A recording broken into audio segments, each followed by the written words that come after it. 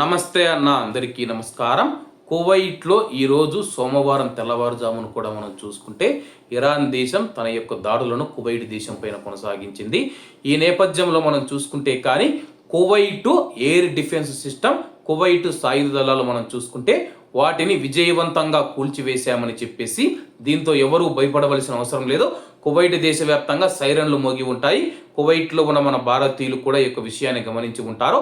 ఆ సైరన్లు మోగినప్పుడు Kuwait గగనతలంలోకి, Kuwait దేశంలోకి missiles వచ్చాయని చెప్పేసి వాటిని విజయవంతంగా కూల్చివేశామని చెప్పేసి అధికారులు తెలియజేశారు.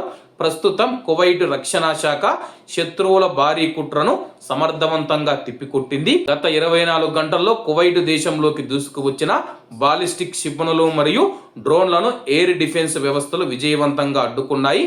కువైట్ సైన్యంలోని అధికారులు మరియు సిబ్బంది అత్యున్నత స్థాయి అప్రమత్తతతో ఉన్నారని చెప్పి రక్షణ శాఖ అధికార ప్రతినిధి తెలిపారు. మొత్తం 7 బాలిస్టిక్ క్షిపణులను గుర్తించగా వాటిలో 3 క్షిపణులను గాలిలోనే ధ్వంసం చేశాము.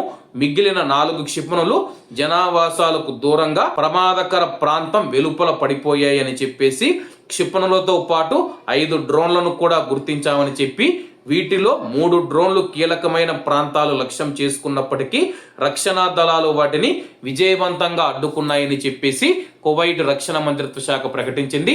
ప్రస్తుతం గడిచిన 24 గంటల్లో మనం చూసుకుంటే ఇరాన్ దేశం క్షమాపణలు చెప్పిన తర్వాత కూడా కువైట్ దేశం పైన దాడులు కొనసాగిస్తూ ఉంది.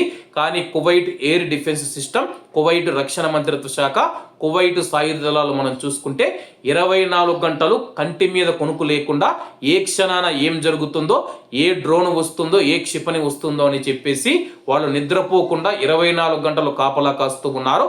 అటువంటి వారికి పాదాభివందనాలు, కృతజ్ఞతలు తెలియజేసుకుంటూ అందరూ బాగుండాలి, ఎందులో మనం ఉండాలి. అందరికీ నమస్తే అన్న, జై హింద్.